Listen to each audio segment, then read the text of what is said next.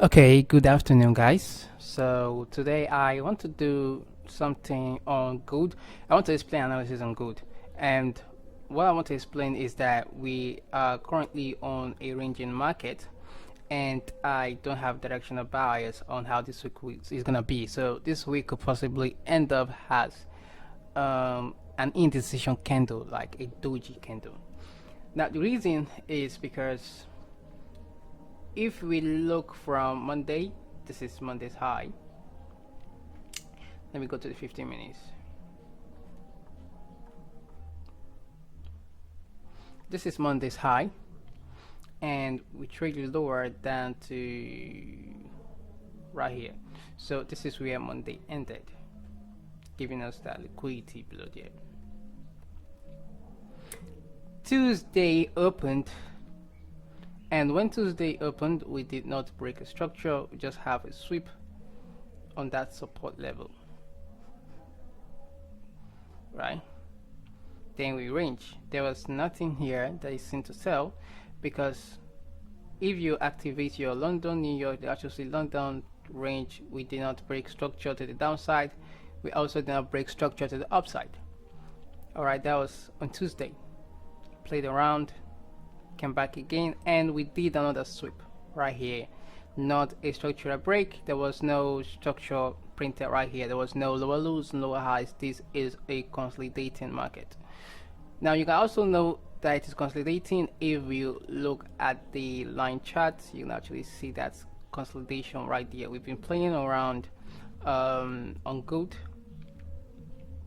and Wednesday, which is today, opened, and you can actually see what Wednesday is doing. We have that Asian low right here, and then now New York is currently opening. London did not even show any sign of expansion to trade higher or to trade lower, and we've just been playing around there. So when you see a setup like this, I think it's best that you avoid the market for that week, not to trade anything. Unlike before, to confirm a trade, you can actually see them giving you a structure, right? We see on the previous one that we traded, for example, the sell we took, I think it was from here. Yeah, just from here we took that sell. Yeah, actually see that expansion right there.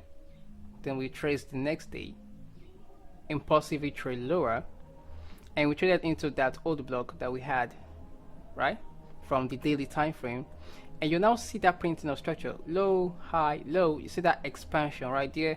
We retrace backwards to area of inefficiency, saw that expansion again right here. We trade back again to that area of inefficiency, and that shows you that you're having that structure being given to you.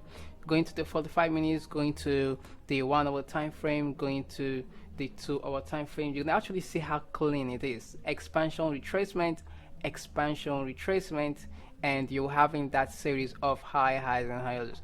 But currently, this current week, you can actually see what the market has been doing. The market has been ranging. So to avoid you going through emotional damage and break even or stop losses getting hit, I think it's best to stay away from the chart this week. We are having the war going on between Israel and Iran, so the market is still under indecision. But we can actually tell that we have traded into that our favorite gap, which is the point I wanted to look for buy setup. And in Confluence, it happens to be there's an order block right there inside that favorite gap. So this order block was responsible to break a high right here. So it is expected that the price should trade into that order block, and we are looking for buys. So for now, we still have that bullish direction of buyers, but we haven't seen a confirmed structure for the week to trade that bullish trend. So if it didn't play out next week and this week, then we'll be looking out for next week if this low will be haunted, and we'll try to see if it still wants to go deeper into this demand zone. Sorry, into this demand zone, which is also that daily favorite gap, and we'll still be targeting this high. So yeah, that is all I have to say concerning gold, because now there is nothing seen, and since there's nothing seen for me, then I have to be patient. All right, till I see that confirmation, like we've been seeing before, right? Like all these trades we've been seeing previously, including this sell we took from NFP, which is this order block, because it did work. It hunted a high right there, then also it violated the demand that was responsible to take this high. All right, so that buy candle that was triggered to take this high is now your bearish order block, and we also have that expansion, that impulse sell. They have that sell side inefficiency, price trading backwards into it, and then we also have that was on when Thursday. So Thursday breaking one of day's low, and then we have after the hunt on Tuesday, then we have that sell triggered right there. So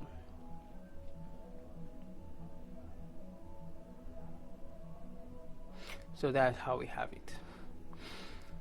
All right, so this order block also is finally violated. So what is responsible for the violation of that order block, that bearish order block or supply zone? It is this demand, or the bearish order block, if you wish to call it. So that was responsible to violate this bearish order block, supply zone. So we are still expecting to buy from the demand zone, but since we haven't seen any confirmation yet, then we should be very patient and wait for that confirmation to be seen, likely next week. All right, so take care and be safe.